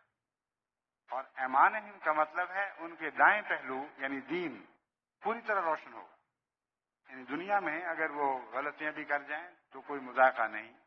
بعض باتوں میں دنیا کے لحاظ سے وہ لا علم بھی ہو سکتے ہیں، لیکن اس سے ان کی روحانی شخصیت پر کوئی بد اثر نہیں پڑے گا. اور پھر وہ یہ دعا کریں گے ربنا اتمم لنا نورنا، اے خدا ہمارا نور کامل فرما دے. جس کا مطلب یہ ہے کہ نور کسی ایک ایسی حالت کا نام نہیں ہے جہاں روشنی مکمل ہو جائے. میں نے پہلے بھی بیان کیا تھا، روشنی درجہ بدرجہ بڑھتی رہتی ہے اور درجہ بدرجہ کم بھی ہوتی رہتی ہے. یہ روشنی جس میں ہم اب بیٹھے ہوئے ہیں، ہم سمجھ رہے ہیں کہ بہت ہی اچھی روشنی ہے، دور تک ہمیں سب چیز صاف دکھائی دے رہی ہے. لیکن باہر کی دھوپ میں نکل کر دیکھیں تو آپ کو معلوم ہوگا کہ وہ روشنی کچھ اور ہی روشنی ہے. اور اسی زمانے میں اسی دن آپ کسی سخت گرم ملک کی دھوپ میں جا کر نکل کے دیکھیں تو اتنی تیز روشنی ہوگی کہ آنکھیں نہیں کھلیں گی. تو روشنی بدلتی رہتی ہے اپنی کیفیت کے لحاظ سے. اتمم لنا نورنا کا مطلب یہ ہے کہ ہمارا نور بڑھاتا چلا جا. دوسرے نورنا کہہ کر ایک اور اشارہ فرما دیا گیا. ہر شخص کے اندر اللہ تعالیٰ نے اندرونی صلاحیتیں رکھی ہوئی ہیں اور دراصل وہی ہیں جن سے وہ نور پاتا ہے. آنکھوں کا تعلق نور سے ہے. جس کی آنکھیں زیادہ روشن ہوں اتنا ہی زیادہ وہ بیرونی نور سے استفادہ کر سکتی ہیں. اگر آنکھوں میں روشنائی نہ ہو تو خواہ 1000 سورج چمک رہے ہوں، ایسے شخص کو کچھ دکھائی نہیں دیتا. بس اللہ تعالیٰ یہ دعا سکھا کر بہت عظیم احسان ہم پر فرماتا ہے، اس طرف متوجہ کرتا ہے کہ تم میرے نور کے اگر محتاج ہو اور واقعی مجھ سے مزید نور چاہتے ہو تو اپنے باطن کا نور بڑھاؤ اور خدا سے یہ دعا کرو کہ اے خدا ہمارا نور کامل فرما دے. ہمارے اندر بہت سی ایسی کمزوریاں ہیں کہ ہم تیرے نور سے پوری طرح استفادہ نہیں کر سکتے. ان کمزوریوں کو دور فرماتا رہے تاکہ ہم زیادہ سے زیادہ نور کے اہل بن سکیں. واغفر لنا کا مضمون ان معنوں میں اس مضمون سے تعلق رکھتا ہے. ہماری صلاحیتیں جو تو نے ہمیں بخشی ہیں، ہو سکتا ہے ہم نے ان کا غلط استعمال کیا ہو اور اس وجہ سے ان کے اندر پوری طرح دیکھنے کی طاقت نہ رہی ہو. اس لیے ہم بخشش کے طالب. اگر کچھ گناہ سرزد ہوئے ہیں، کچھ غلطیاں ہوئی ہیں تو درگزر فرما اور بخش دے تاکہ ہماری قابیدہ صلاحیتیں جاگ اٹھیں، ہماری مرتی ہوئی صلاحیتوں میں نئی زندگی پیدا ہو جائے. انکا علی کل شیء قدیر، تو ہر چیز پر قادر. جب چاہے یہ فیصلہ کرے کہ کسی کی مرتی ہوئی صلاحیتیں زندہ ہوں تو اس بات پر قادر ہے کہ اسے زندہ کر سکے. لیکن دنیا میں ہم ہر چیز پر قادر نہیں ہیں. اب نور کی بات ہو رہی ہے. ڈاکٹر کے پاس اگر کوئی شخص آنکھیں دکھانے کے لیے جائے اور ڈاکٹر یہ معلوم کرے کہ اس کا اندرونی نور مر چکا ہے، یعنی وہ رگ یا نرو جو اسے آپٹیکل نرو کہا جاتا ہے اس میں نور نہیں رہا، تو ڈاکٹر ہمیشہ عاجزی سے یہ کہے گا کہ اب کچھ نہیں ہو سکتا، ہمارے بس کی بات نہیں. اور یہ بتائے گا کہ جو رگیں مر جائیں، جو نرو مر چکی ہوں، ان کو کوئی انسان دوبارہ زندہ نہیں کر سکتا. انکا علی کل شیء قدیر نے ایک نئی امید پیدا کر دی. ہمیں یہ بتایا کہ دنیا کے تجربے میں تو ہم دیکھتے ہیں کہ بعض دفعہ اندرونی صلاحیتیں مر چکی ہوں تو دوبارہ زندہ نہیں ہو سکتی، مگر اے خدا تو قادر ہے، تو چاہے تو مرے ہوں کو بھی زندہ کر سکتا ہے. بس ہم تجھ سے ہر چیز مانگتے ہیں اور ہم جانتے ہیں کہ تو ہر چیز عطا کرنے کی قدرت رکھتا ہے. ایک دعا فرعون کی بیوی کی دعا قرآن کریم میں محفوظ فرمائی ہے، وہ یہ ہے رب ابن لی عندک ضرب اللہ مثلا للذین آمنوا امرأۃ فرعون اذ قالت رب ابن لی عندک بیتا فی الجنہ ونجنی من فرعون وعملہ ونجنی من القوم الظالمین. وضرب اللہ مثلا للذین آمنوا، اور اللہ تعالیٰ نے مومن بندوں کے لیے ایک یہ بھی مثال بیان فرمائی ہے کہ وہ بعض پہلوؤں سے فرعون کی بیوی کی طرح ہوتے ہیں. امرأۃ نوح، کس پہلو سے؟ اذ قالت رب ابن لی عندک، اس پہلو سے کہ جب اس نے اپنے آپ کو مغلوب اور مجبور دیکھ کر اور ایک فاسق و فاجر بادشاہ کے ہاتھوں بے بس پاتے ہوئے یہ عرض کیا رب ابن لی عندک بیتا، اے خدا مجھے تو اپنے پاس گھر عطا کر. یہاں فرعون کے گھر میں بسنے والی ایک مجبور عورت ہے، اس کا اور کوئی اپنا گھر نہیں. کتنی دردناک دعا ہے. اس نے اپنے سارے دکھوں کا تصور کر کے کہ میں خدا کی عبادت کرنا چاہتی ہوں، میں نیک بننا چاہتی ہوں، مگر ایک ظالم کے گھر میں ڈالی گئی ہوں، جو ایسا ظالم ہے جو بڑے ایک عظیم الشان سلطنت پر حکومت کر رہا ہے اور ساری قوم اسے ڈر رہی. اس کے گھر سے نکل کر جاؤں بھی تو کہاں جاؤں؟ اس لیے دنیا کا کوئی گھر مجھے پناہ نہیں دے سکتا. یہ مضمون ہے. عرض کرتی ہیں رب ابن لی عندک بیتا فی الجنہ، اے خدا مجھے تو اپنے پاس جنت میں گھر بنا دے. ونجنی من فرعون وعملہ، مجھے فرعون سے بھی نجات بخش اور اس کی بدعمالیوں سے بھی نجات بخش. ونجنی من القوم الظالمین، اور مجھے ظالموں کی قوم سے نجات عطا فرما.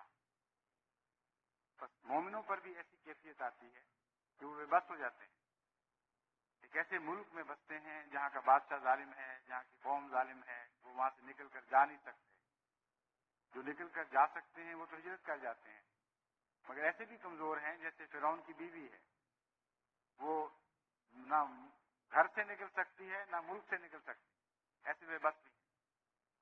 ان کے لیے بھی خدا تعالیٰ نے دیکھیں کیسی نجات کے سامان مہیا فرما دیے. قرآن کریم میں ایک ایسی دردناک دعا لکھ دی جس کے نتیجے میں ایسے بے بس لوگ بھی فیض پا جاتے ہیں اور براہ راست خدا سے نجات کی راہیں مانگتے ہیں اور یہ عرض کرتے ہیں کہ اس دنیا کے گھر کی کیا بات ہے، ہمیں جنت میں اپنے حضور گھر عطا فرما. حضرت نوح علیہ السلام کی ایک اور دعا ہے جو بہت ہی دردناک ہے اور اس میں بہت تفصیل کے ساتھ یہ نقشے کھینچے گئے ہیں کہ حضرت نوح علیہ السلام نے اپنی قوم کے لیے کیا کیا کچھ کیا. بعض لوگ پیغام پہنچانے کے بعد جب دیکھتے ہیں کہ پیغام کو قبول نہیں کیا گیا یا ان سے حقارت کا سلوک کیا گیا تو بددعا میں بے حد بے صبری کرتے ہیں.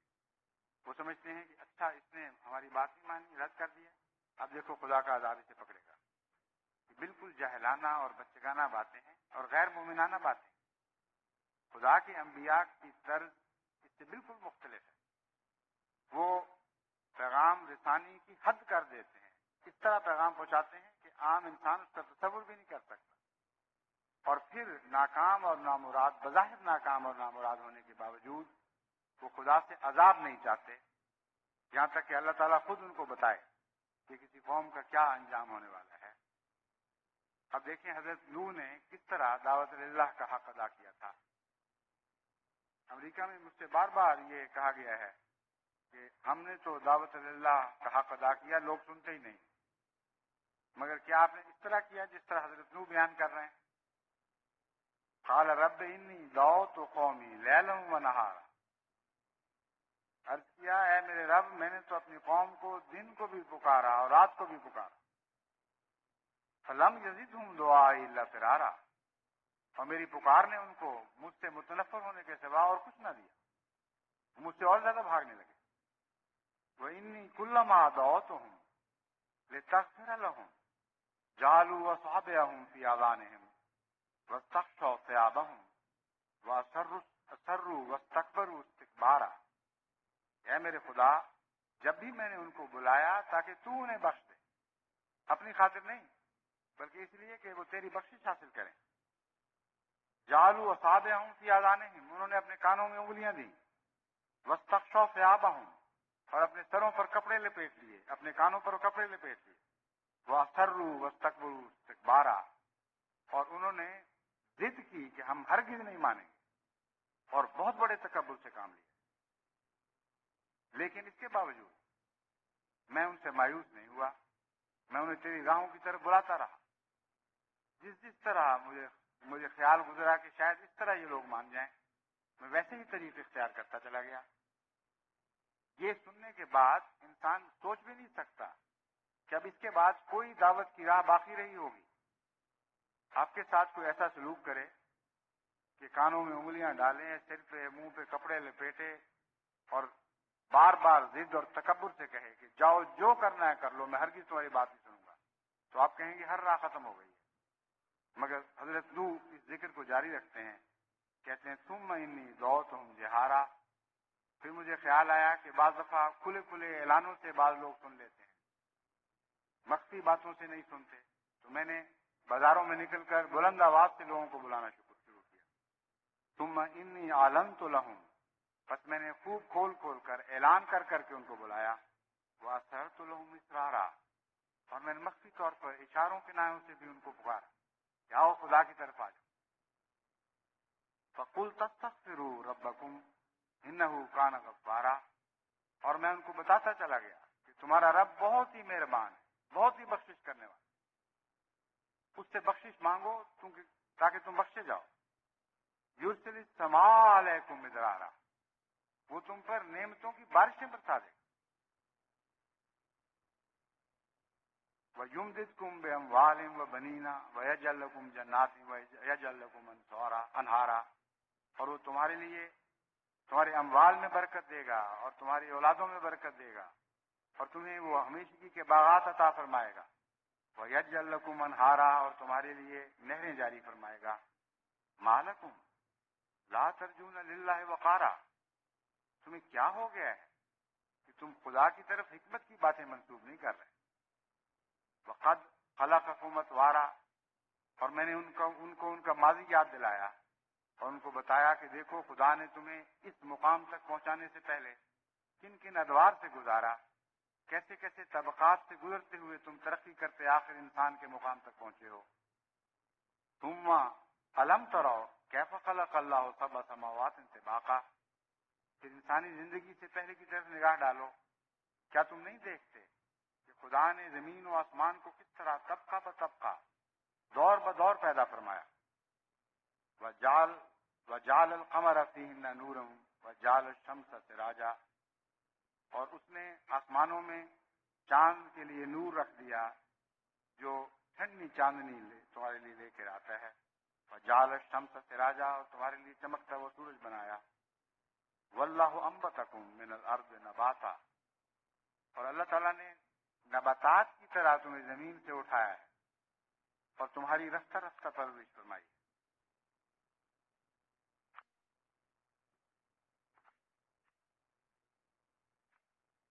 ثم یعیدکم فیہا ویخرجکم اخراجا لیکن یاد رکھو کہ بالآخر تم اسی مٹی میں ملا دیے جاؤ گے اور اسی مٹی سے ایک دن نکالے جاؤ گے. واللہ جعل لکم الارض بساطا اور تمہارا خدا وہ ہے جس نے زمین کو تمہارے لیے بچھونے کی طرح بچھا دیا ہے. لتسلکوا فیہا سبلا فجاجا تاکہ تم اس زمین پر کھلے کھلے رستوں پر قدم آگے بڑھاؤ. قال نوح رب انہم مسونی واتبعوا من لم یزدہ مالہ وولدہ الا خسارا اے میرے خدا یہ سب کچھ کرنے کے باوجود انہم مسونی یہ پھر بھی میرا انکار کرتے چلے جا رہے ہیں. واتبعوا اور اس کی پیروی کرتے ہیں من لم یزدہ مالہ ایسے ظالموں کی پیروی انہوں نے کی ہے جن کو ان کے مال نے اور ان کی اولاد نے گھاٹے کے سوا کچھ نہیں دیا. یعنی ایسے دنیا والے امیروں کی پیروی کرتے ہیں، ایسی طاقتور قوموں کے پیچھے لگ گئے ہیں جن کے متعلق یہ دیکھ رہے ہیں کہ آخر ان کا قدم گھاٹے کی طرف اور نقصان کی طرف ہے. وہ مکروا مکرا کبارا اور میری نیکیوں کے جواب میں یہ اپنے مکر میں بڑھتے چلے گئے یہاں تک کہ بہت بڑے بڑے مکر میرے خلاف استعمال کیے. وقالوا لا تذرن آلہتکم ولا تذرن ودا ولا سواع ولا یغوث ویعوق ونسرا اور ان کے لیڈروں نے ان میں بار بار اعلان کیے کہ ہرگز تم نے اپنے معبودوں کو نہیں چھوڑنا، نہ تم ود کو چھوڑو گے، نہ سواع کو چھوڑو گے، نہ یغوث کو چھوڑو گے، نہ نصر کو چھوڑو گے. وقد اضلوا کثیرا اور انہوں نے بہت لوگوں کو گمراہ کر دیا. ولا تزد الظالمین الا ضلالا اور تو نہیں بڑھاتا لوگوں کو، ان لوگوں کو جو گمراہ ہو گئے ہیں مگر گمراہی میں ہی. یعنی تیری تقدیر اس طرح کار فرما ہوتی ہے کہ جو لوگ گمراہی میں بڑھنے پر ضد کرتے ہیں تو ان کو پھر موقع دیتا ہے کہ وہ گمراہی میں آگے بڑھتے چلے جائیں. مما خطیئاتہم اغرقوا فادخلوا نارا فلم یجدوا لهم من دون اللہ انصارا. اللہ تعالیٰ فرماتا ہے بس ان کی خطیات کی وجہ سے، بے شمار گناہوں کی وجہ سے وہ آگ میں داخل کیے گئے. وَلَمْ يَجِدُوا لَهُم مِّن دُونِ اللَّهِ أَنصَارًا اور خدا کے سوا ان کو کوئی مددگار پھر نظر نہ آیا، یعنی کوئی مددگار ان کے کام آ نہیں سکتا تھا. وَقَالَ نُوحٌ رَبِّ لَا تَذَرْ عَلَى الْأَرْضِ مِنَ الْكَافِرِينَ دَيَّارًا تب نوح نے کہا کہ اے خدا اب کافروں میں سے اس زمین پر کوئی باقی نہ چھوڑ. یہ جو دعا ہے یہ سب کچھ کرنے کے بعد کی دعا ہے، اس سے پہلے کی نہیں ہے. اور اس کی وجہ بیان کی گئی، انک ان تذرہم یضلوا عبادک ولا یلدوا الا فاجرا کفارا. جب اس قوم کی حالت ایسی ہو چکی ہے کہ اگر ان کو تو زمین پر باقی چھوڑے گا تو یہ سوائے گمراہی پھیلانے کے، سوائے بدیاں پھیلانے کے اور کوئی کام نہیں کریں گے، اور ایسے بچے جنیں گے جو گمراہی میں بڑھتے چلے جائیں گے.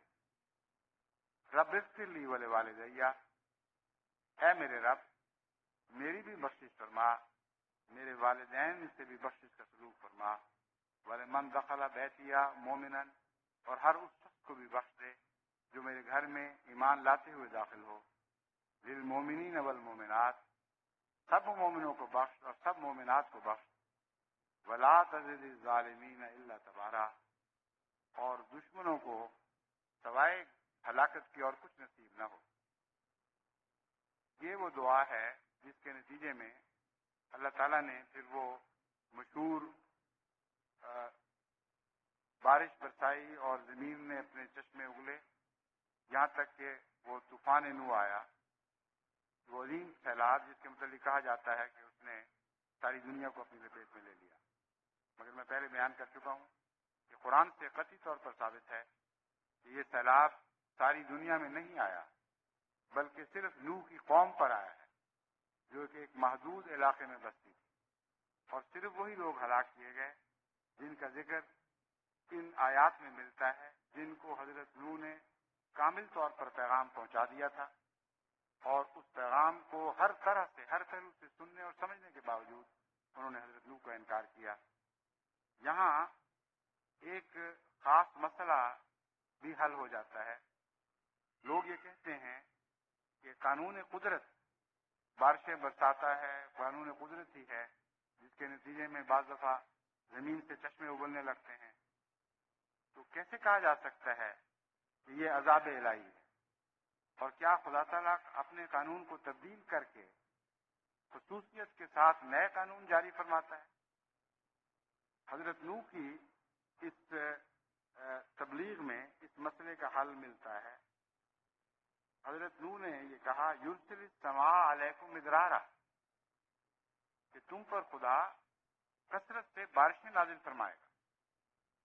یعنی بارشوں کا نازل ہونا معلوم ہوتا ہے مقدر تھا، اور غیر معمولی طور پر بارشوں کا اس علاقے میں برسنا پہلے سے ہی مقدر ہو چکا تھا اور اس کی تیاریاں ہو چکی تھیں۔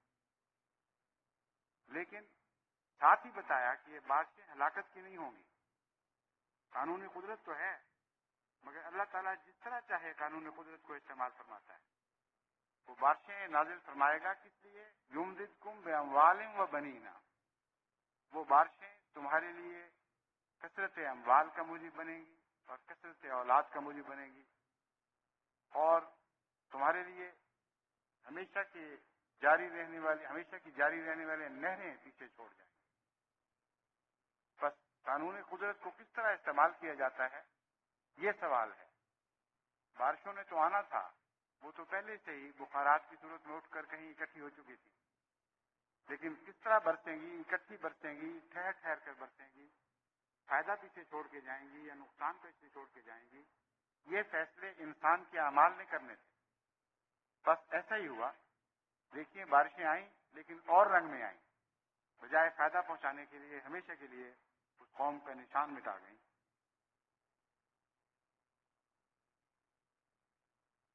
یہ دعا دی گئی ہے سورہ نوح آیات 6-229، یعنی اس میں یہ سارا مضمون بھی بیان ہے ان آیات میں، اور وہ دعا بھی اس میں شامل ہے۔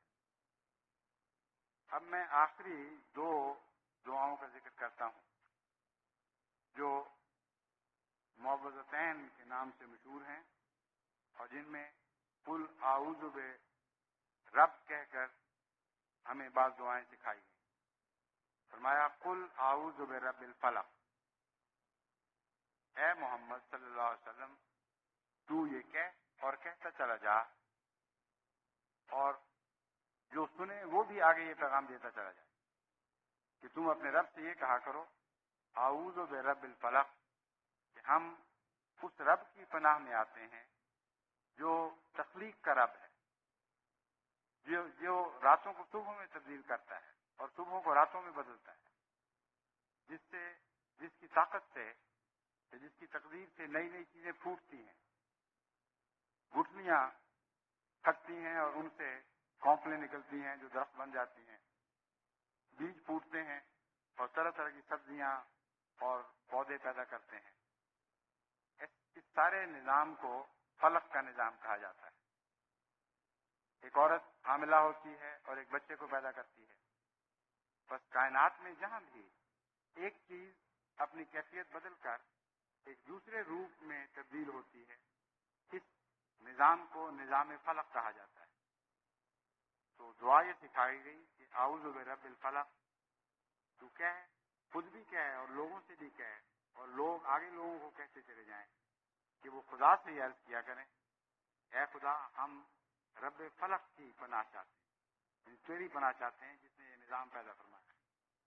من شر ما خلق، ہر تخلیق کے ساتھ کچھ شر وابستہ ہے، ہمیں ہر تخلیق کا خیر تو عطا فرما، ہر تخلیق کے شر سے بچا لے۔ اب آپ دیکھیں بعض عورتیں بیچاری حاملہ ہوتی ہیں، 9 مہینے تکلیف اٹھاتی ہیں، لیکن بچہ پیدا کرتی ہیں اور اسی حالت میں وفات پا جاتی ہیں، اور اپنے بچے کا منہ دیکھنا بھی ان کو نصیب نہیں ہوتا۔ بعض ایسے بچے پیدا کرتی ہیں جو ساری عمر ان کے لیے سہانے روح بن جاتے ہیں، عذاب کا موجب بن جاتے ہیں، بہت دکھ اٹھاتی ہیں ان کو سنبھالنے میں، ان کی حالت ایسی ہوتی ہے کہ از خود نہ وہ کھا سکتے ہیں، نہ وہ چل سکتے ہیں، نہ سمجھ سکتے ہیں۔ بس تخلیق کے ساتھ جہاں بہت سی خیر وابستہ ہے اور خیر غالب ہے، یاد رکھیں، وہاں کچھ طبی شر بھی ہیں۔ بس یہ ایک بہت ہی اہم دعا ہے جسے ہمیں ہر ایسی حالت کو مد نظر رکھتے ہوئے خدا کے حضور مانگتے رہنا چاہیے جس میں ایک کیفیت دوسری کیفیت میں بدلتی ہے۔ من شر غاسق اذا وقب، اس اندھیروں کے شر سے ہمیں بچا جبکہ ہر طرف فتنے اور شرارتیں پھیل جاتی ہیں۔ ومن شر النفاثات فی العقد، اور ان پھونکنے والوں کے شر سے بچا جو رشتوں میں پھونکتے ہیں، تعلقات میں پھونکتے ہیں اور بدنیتوں کے ساتھ کوشش کرتے ہیں کہ انسانی تعلقات کو خراب کر دیں اور ان میں دشمنیاں اور نفرتیں پیدا کریں۔ اس دعا کی گھریلو حالات کو سدھارنے کے لیے بھی بہت شدید ضرورت ہے۔ آج تک بارہا میں نے توجہ دلائی ہے کہ اپنے گھروں میں رحمی رشتوں کا خیال کریں اور اپنے تعلقات کو سدھاریں، لیکن اس کے باوجود کوئی دن ایسا نہیں گزرتا جبکہ ایسی تکلیف دہ خبریں یا ساسوں کی طرف سے یا بہوؤں کی طرف سے یا ماؤں کی طرف سے یا بیٹیوں کی طرف سے اور بیٹوں کی طرف سے نہ آتی ہوں، جہاں ایک دوسرے سے شکوے کیے گئے ہیں۔ بعض بیویاں اپنے خاوندوں کے شکوے کرتی ہیں، بعض بچے اپنے باپوں کے شکوے کرتے ہیں کہ سخت کلام ہیں، بدتمیز ہیں، ہر وقت گھر میں ایک عذاب بنا ہوا ہے، تعلقات کو توڑنے والے ہیں بجائے جوڑنے کے، اور اس کے نتیجے میں شر پیدا ہوتا ہے، اس کے نتیجے میں گھر جنتوں کی بجائے جہنم میں تبدیل ہو جاتے ہیں۔ تو اللہ تعالیٰ نے یہ دعا سکھائی کہ ہر ایسے پھونکنے والے کے شر سے ہمیں بچا جس کے نتیجے میں تعلقات خراب ہوتے ہیں۔ اور یہاں پھونکنے والوں سے مراد جادو، ٹونے ٹوٹکے کرنے والے بھی ہیں۔ مطلب یہ ہے کہ وہ کوشش کرتے ہیں کہ کسی طرح ان کے دم سے، ان کے بد نفس سے دوسرے کے حالات بگڑ جائیں۔ افریقہ میں آج تک یہ رواج پایا جاتا ہے، اور بہت سے احمدی مجھے افریقہ سے لکھتے ہیں کہ ہم کس طرح بچیں۔ ان کا جواب 1400 سال پہلے قرآن کریم نے دے دیا تھا۔ یہ مراد نہیں ہے کہ ضرور ان کے بد نفوس میں اثر ہے، اصل بات یہ ہے کہ ان بد نفوس کے ساتھ وہ شرارتیں بھی کرتے ہیں اور دھوکہ بازیوں سے بھی کام لیتے ہیں، بعض مخفی طریقوں پہ زہر بھی دے دیتے ہیں، بعض دشمنوں سے نقصان بھی پہنچا دیتے ہیں، اور بظاہر اپنا ایک روب بھی قائم رکھتے ہیں کہ ہمارے دم پھونکنے کے نتیجے میں تمہیں یہ نقصان پہنچا ہے۔ بس ہر قسم کے اس فتنے سے بچایا گیا ہے جس کے نتیجے میں تاریکی پھیلے، روشنی کم ہو، ایک نئی تخلیق ہو لیکن بدیاں لے کر آئے، یا خود بد ہو جائے یا جہاں سے نکلی ہے اس کو بد بنا دے۔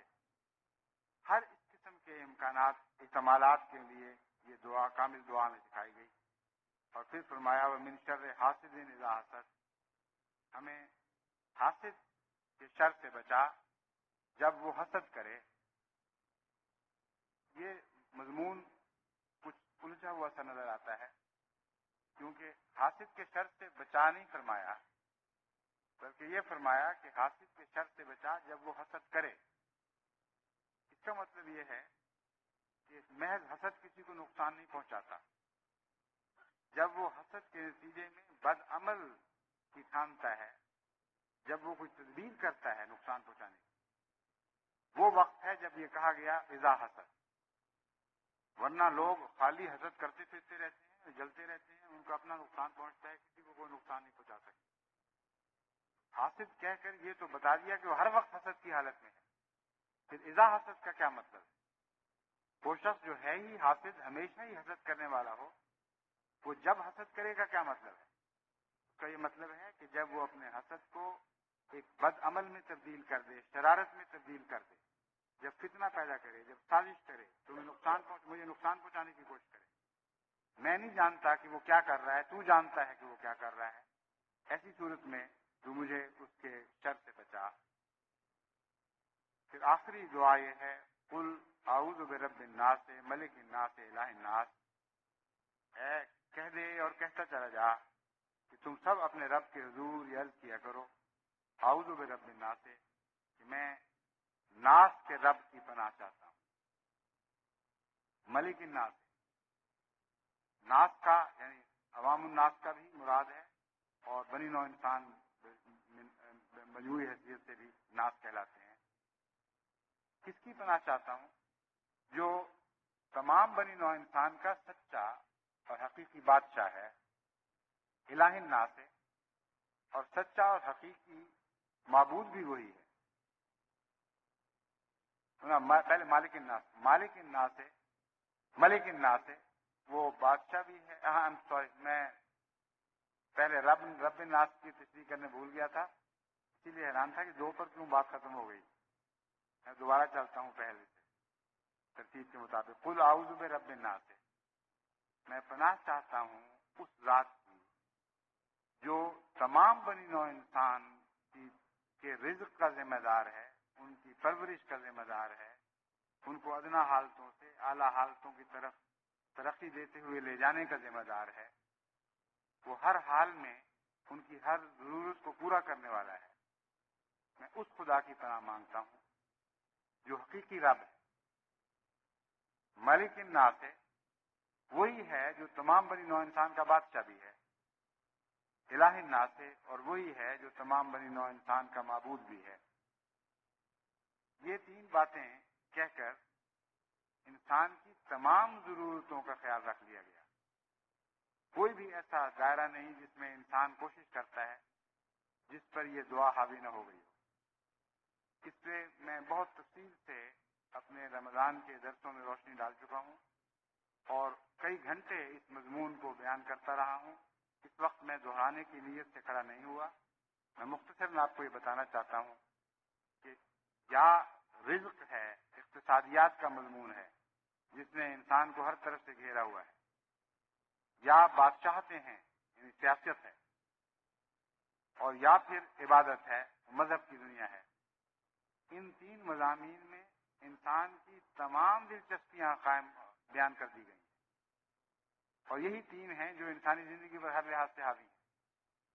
تو فرمایا کہ تم یہ دعا کیا کرو، اے رب ہمیں لوگوں کا محتاج نہ بنا. یہ مراد ہے، اپنا محتاج رکھنا. ہم غیروں کی محتاجی سے تیری طرف بھاگتے ہیں، اور ہم جانتے ہیں کہ اصل رزق تیرے ہاتھ میں ہے. اس لیے دنیا کے بس میں نہ ڈالنا، اپنی طرف سے رزق عطا فرمانا. دنیا کے بادشاہ ظالم ہوتے ہیں، ہم ان کے مقابل پر بے بس ہوں گے، لیکن ہم جانتے ہیں کہ تو اصلی بادشاہ ہے. تیرے ہاتھ میں ان بادشاہوں کی بھی گردنیں ہیں، اس لیے ان کے ظلم سے ہم تیری پناہ میں آتے ہیں. یہ ویسی بات ہے جیسے حضرت اقدس محمد مصطفیٰ صلی اللہ علیہ وآلہ وسلم کو جب کسریٰ کے نمائندے نے یہ اطلاع دی کہ تم 3 دن کے اندر اندر میری طرف آؤ اور اپنی حرکتوں سے توبہ کرو، ورنہ میں تمہیں قتل کروا دوں گا. تو حضرت صلی اللہ علیہ وآلہ وسلم نے اس پیغام دینے والے سے کہا، مجھے تھوڑی سی مہلت دو، میں دعا کر کے معلوم کروں کہ اللہ تعالیٰ کیا چاہتا ہے. دعا کی تو اللہ تعالیٰ نے آپ کو رات کو خبر دی. اس خبر کو آپ نے یوں بیان فرمایا کہ جاؤ، واپس چلے جاؤ، تمہارے بادشاہ کو میرے بادشاہ نے رات ہلاک کر دیا. وہ جو میرا مالک ہے اور میرا رب ہے اور میرا بادشاہ ہے، اس نے تمہارے بادشاہ کو رات ختم کر دیا. وہ واپس گیا اور معلوم ہوا، یعنی دیر کے بعد یہ خبر وہاں پہنچی، کیونکہ ایران سے چلتی ہوئی یمن کی طرف خبر پہنچتے پہنچتے دیر لگنی تھی. عین اسی رات جس رات حضرت صلی اللہ علیہ وسلم کو یہ نظارہ دکھایا گیا، خود کسریٰ کے اپنے بیٹے نے اپنے باپ کو اس کے ظلموں کی وجہ سے قتل کر دیا. تو یہ معنی ہے ملک الناس. آپ اگر یقین کریں کہ وہ ملک ہے تو وہ یہ طاقت رکھتا ہے کہ دنیا کے بڑے سے بڑے بادشاہ سے آپ کو بچائے. لیکن یقین کی بھی ضرورت ہے اور اس کی ملکیت کے اندر رہنے کی بھی ضرورت ہے. اب اس کی ملکیت سے نکل کر دنیا کی ملکیت میں زندگی بسر کریں اور جب تکلیف اٹھائیں تو اس کی طرف دوڑیں. اس وقت یہ دعا صادق نہیں آئے گی. حضرت محمد مصطفیٰ صلی اللہ علیہ وآلہ وسلم کے لیے سوائے خدا کے کوئی ملک نہیں تھا، اس لیے آپ کی یہ التجا سنی گئی اور اللہ تعالیٰ نے اپنی شان اور اپنے جلوے کو کس شان کے ساتھ ظاہر فرمایا. بس اگر خدا کی ملکیت کے جلوے دیکھنا چاہتے ہیں تو اس کی ملکیت کے دائرے میں رہیں، پھر دیکھیں کہ خدا کس طرح آپ کی نصرت فرماتا ہے. اور الہ الناس ہر قسم کی خواہشات سے نجات کے لیے یہ دعا ہے. خدا تعالیٰ قرآن کریم میں خود فرماتا ہے کہ کئی دفعہ انسان اپنی تمناؤں کو اپنا معبود بنا لیتا ہے اور وہ نہیں جانتا کہ وہ مشرک ہو رہا ہے. بظاہر یہی کہتا ہے کہ لا الہ الا اللہ، کوئی خدا نہیں ہے سوائے اللہ کے، لیکن چھوٹی چھوٹی باتوں کو اپنا خدا بنائے پھرتا ہے، چھوٹی چھوٹی طاقتور لوگوں کو اپنا خدا بنائے پھرتا ہے اور اپنی تمناؤں کو ہر دوسری چیز پر غالب رکھتا ہے. ایسا شخص جب یہ دعا کرے گا تو اس کی دعا میں کوئی اثر نہیں ہوگا، کیونکہ خدا کہے گا کہ تم کہتے ہو مجھے تم نے الہ بنایا اور روزمرہ کی زندگی میں تم نے سینکڑوں اور بت بنائے ہوئے ہیں. اس لیے دعاؤں میں اثر کے لیے نیک اعمال کی بھی ضرورت ہے. اور اگر کامل نیک اعمال نہ بھی ہوں تو نیک نیتی کے ساتھ نیک اعمال کی کوشش کرنے کا بہت بڑا دخل ہے دعاؤں میں. انسان عاجزی کے ساتھ یہ تو کہہ سکتا ہے کہ اے خدا میں گناہ گار ہوں، مجھ سے بہت ہی بدیاں سرزد ہوتی ہیں، میں بار بار گناہوں میں مبتلا ہوتا ہوں، لیکن میرا دل تیرا احترام کرتا ہے، میرا دل تجھ سے محبت کرتا ہے، میں جانتا ہوں کہ تیرے سوا کوئی نہیں جو مجھے بچاتا. یہ التجا اگر درد سے کی جائے تو اللہ تعالیٰ بہت غفور رحیم ہے. وہ گناہوں سے پردہ پوشی بھی فرماتا ہے، ان کی بخشش بھی فرماتا ہے. لیکن دل کی آخری تمنا خدا ہونا چاہیے. اس کا معنی ہے الہ. آخری تمنا، آخری مدعا، آخری مقصود خدا ہونا چاہیے. اگر یہ ہو جائے تو پھر آپ کی یہ دعا غیر معمولی طاقت کے مظاہرے کرے گی. من شر الہ الناس، میں اس خدا کی پناہ مانگتا ہوں جو تمام بنی نوع انسان کا ایک ہی معبود ہے اور کوئی معبود نہیں. من شر الوسواس الخناس، کس چیز سے پناہ مانگ رہا ہوں؟ ہر قسم کے وسوسوں سے، ایسے وسواس کا ہم کہتے ہیں وسوسے پھیلانے والے کو. عام طور پر وسوسوں سے نجات مانگنے کے لیے دعا مانگی جاتی ہے، مگر لفظی ترجمہ اس کا یہ ہے من شر الوسواس، ایسے وسوسے پیدا کرنے والے کے شر سے جو الخناس بھی ہے، یعنی خاموشی سے شرارت سے وسوسے پیدا کر دیتا ہے اور پیچھے ہٹ جاتا ہے. اور بسا اوقات آپ کو پتہ نہیں لگتا کہ کس بدنیتی کے ساتھ آپ کے دل میں ایک شک کا بیج بو گیا ہے. الذی یوسوس فی صدور الناس، ایک ایسا دور آنے والا ہے جبکہ یہ خناس تمام دنیا میں خدا کے خلاف، اس کی ربوبیت کے خلاف، اس کی الہیت اور ملکیت کے خلاف وسوسے پھیلانا شروع کرے گا. اور آج کا یہ وہ دور ہے جس دور میں سے ہم گزر رہے ہیں. آج کی دنیا میں ایسے فلسفے پیدا ہو چکے ہیں جو خدا کو رب نہیں بناتے بلکہ دنیا کے طاقتور ملکوں کو رب بناتے ہیں، اور ان سے احتیاج کا تصور اتنا مضبوط ہو چکا ہے کہ ہر حاجت کے وقت سب سے پہلے بڑی طاقتیں ذہن میں آتی ہیں کہ فلاں سے مدد مانگیں، فلاں سے مدد مانگیں گے. مسلمان ممالک کو دیکھیں، جب ضرورت پڑتی ہے وہ کشکول اٹھاتے ہیں، کبھی امریکہ کی طرف بھاگتے ہیں، کبھی روس کی طرف بھاگتے ہیں، کبھی چین کی طرف چلے جاتے ہیں اور کہتے ہیں کہ الہ ہمارا خدا ہے. بس عملی دنیا میں آج وہ زمانہ ہے جبکہ ہمارے الہ بکھر چکے ہیں اور بہت سے بن چکے ہیں اور رب بھی بہت سے اور ہو چکے ہیں. تو فرمایا کہ ایک ایسا وقت آنے والا ہے جبکہ تمہارے ایمان کی جڑیں کھوکھلی پیدا کرنے والی طاقتیں پیدا ہوں. وہ تمہارے دل میں وسوسے پیدا کریں گی اور تم ان وسوسوں کے نتیجے میں نہ خدا کو اپنا رب سمجھو گے، نہ اپنا بادشاہ سمجھو گے، دنیا کی بڑی بڑی طاقتوں کو بادشاہ سمجھنے لگ جاؤ گے اور نہ ان کو معبود سمجھو گے، کیونکہ فی الحقیقت تمہارے دل میں تمہاری آرزوؤں کی عبادت ہو رہی ہوگی. فرمایا الذی یوسوس فی صدور الناس من الجنۃ والناس، یہ وہ شر پیدا کرنے والی طاقتیں ہیں جن سے ہم پناہ مانگتے ہیں، جو بڑے لوگوں میں سے بھی ہیں اور چھوٹے لوگوں میں سے بھی ہیں، کیپٹلسٹ بھی ہیں اور بورژوا بھی ہیں، پرولیٹریٹ بھی ہیں، بورژوا بھی ہیں اور پرولیٹریٹ بھی ہیں، کیپٹلسٹ بھی ہیں اور سائنٹیفک سوشلسٹ بھی ہیں. ہر جن سے یہاں مراد بڑی بڑی طاقتیں اور عظیم الشان طاقتیں ہیں، اور ناس سے مراد عوامی طاقتیں ہیں. تو یہ دعا اس زمانے کے اوپر ہر پہلو سے اطلاق پا رہی.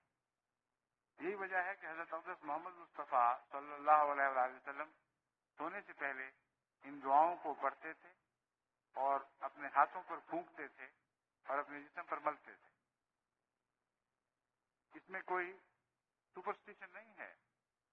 دعا تو خدا سنتا ہے، جسم پر ملتے کیوں ہیں؟ اصل بات یہ ہے، یہ محبت کا اظہار ہے. بعض دفعہ کسی پیارے کا کپڑا انسان کو مل جائے، اسے انسان اپنے جسم پر ملتا ہے، اپنے منہ سے لگاتا ہے، اسے چومتا ہے. بس میں یہ سمجھتا ہوں کہ وہ جسم پر ملنا اس غرض سے نہیں تھا کہ آپ سمجھتے تھے کہ اگر جسم پر مل لی گئی تو میں بلاؤں سے بچ جاؤں گا.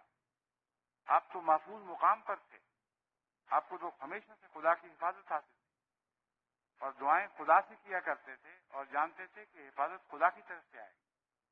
بس جسم پر دعاؤں کو پھونک کر ملنا سوائے عشق اور محبت کے اظہار کے اور کچھ نہیں. خدا کے کلام کو پڑھتے تھے، دل اس میں ڈوب جاتا تھا، محبت اچھلنے لگتی تھی، بڑے پیار کے ساتھ ہاتھوں پر پھونکتے تھے، اپنے جسم پر اس پیارے کلام کو ملتے تھے.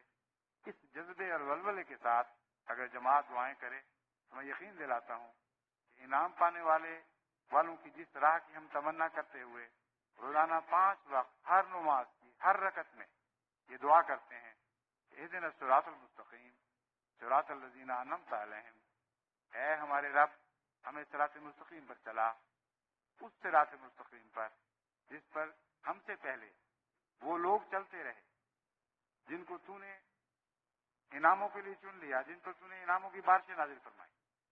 بس یہ وہ لوگ ہیں جو یہ دعائیں کرتے ہوئے صراط مستقیم پر چلا کرتے تھے. اللہ تعالیٰ ہمیں بھی توفیق عطا فرمائے، ہم ان دعاؤں کا حق ادا کرنے والے ہوں اور ان دعاؤں کے نتیجے میں ہم ان راہوں پر چلیں جہاں ہمیشہ اللہ کی طرف سے انعام کی بارشیں برستی رہیں.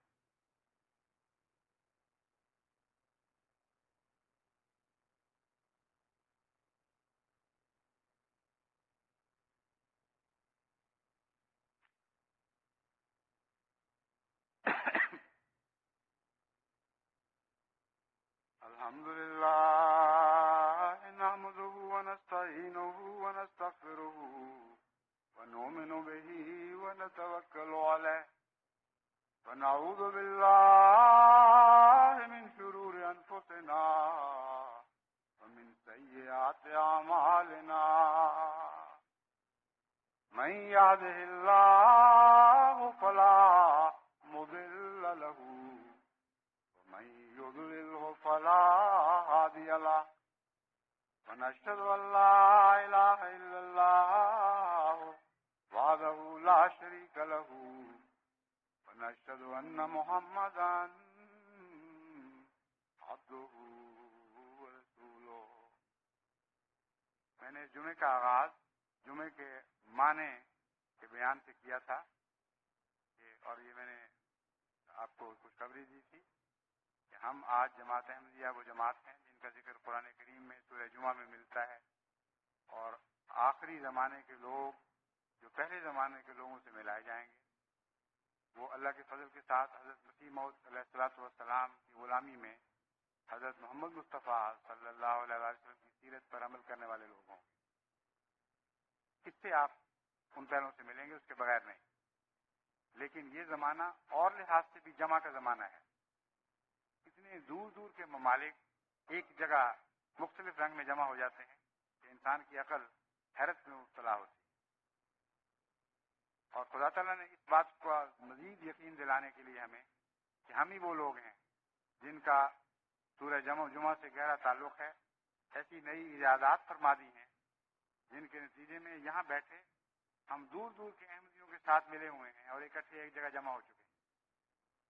عید کا جو خطبہ میں نے دیا تھا اس کے متعلق ابھی مجھے رپورٹ ملی ہے کہ خدا تعالیٰ کے فضل سے بیک اسی وقت 24 دنیا کے ممالک میں سنا جا رہا تھا اور دنیا کی 63 جماعتیں اس کو سن رہی تھیں براہ راست۔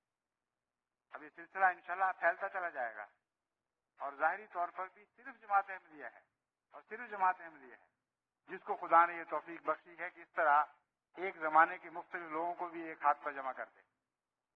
بس ان معنوں میں یہ ہمارے لیے خوشخبری بھی ہے اور ذمہ داریوں کو بڑھانے والی بات بھی ہے۔